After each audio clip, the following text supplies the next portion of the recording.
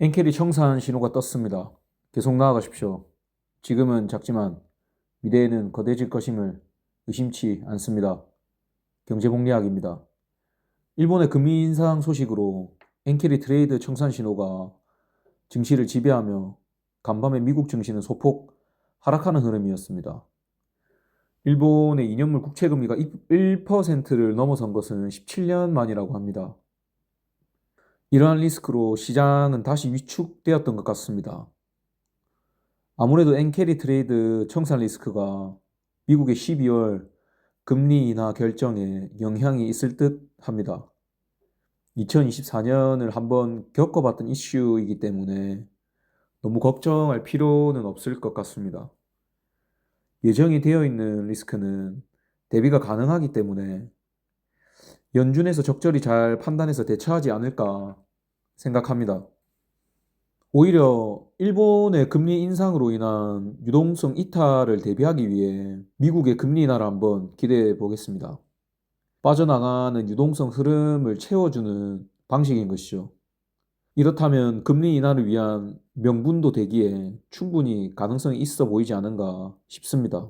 만약 이러한 리스크가 예고되었음에도 불구하고 아무런 대비 없이 연준이 금리 동결을 결정하게 되고 예상치 못한 경제에 악영향이 발생하게 되면 연준에 대한 비난의 화살은 굉장히 강도가 높을 것으로 예상되기 때문입니다. 오히려 지금은 금리 인하에 대한 리스크보다 동결에 대한 리스크가 더 커 보이지 않나 생각합니다. 트럼프의 압박도 점점 거세지는 모양으로 보이는데요. 트럼프는 차기 연준 의장을 누구로 할 것인지 이미 정해졌다고 기자회견에서 아예 못을 박았습니다. 지금 현재는 케빈 해시시 유력하다는 보도가 계속 나오는 거 보면 내부적으로는 어느 정도 이야기가 되고 있는 듯 합니다. 차기 연준 의장이 누가 되건 트럼프 의중을 충실히 수행할 인물로서 공격적인 금리 인하를 단행할 인물일 것임은 뻔합니다. 그렇기에 차기 연준 의장이 누군가로 교체되는 것보다는 교체가 된다라는 사실 자체가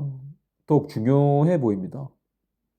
정리해보자면 엔케리 트레이드 청산은 이미 1년 전에 우리가 경험했던 이슈이다.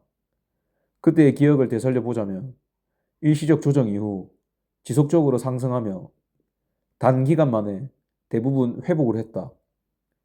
그 시기에는 대비를 못한 상태에서의 조정이지만 지금은 그때의 경험의 여파로 시장은 이미 대비를 하고 있고 이미 주가에는 그러한 리스크가 반영이 되어 있다고 본다. 그럼에도 불구하고 그때와 다른 점은 그 당시는 이미 0.25% 금리 인하가 확정적인 상태에서 엔캐리 트레이드 청산이 발생되어 금리 0.5% 인하를 단행하였었고 지금 현재는 금리 인하 자체가 시행될지에 대해서도 아직은 확정적인 것이 없기에 이전과 같은 결과가 나오리라는 보장은 없다.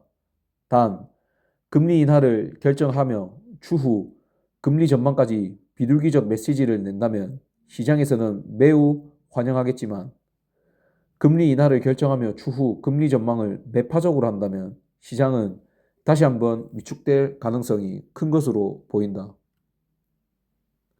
네, 오늘은 엔캐리 트레이드 청산에 관련해서 이슈를 조금 정리하고 마지막에 제 개인적인 코멘트를 조금 드려보았습니다. 참고로 저는 시장 긍정론자라서 항상 모든 이슈들을 좋게 해석하는 경향이 있으니까 이 점을 참고하시고 영상 시청해 주시면 감사하겠습니다. 이상 경제공략이었습니다. 감사합니다.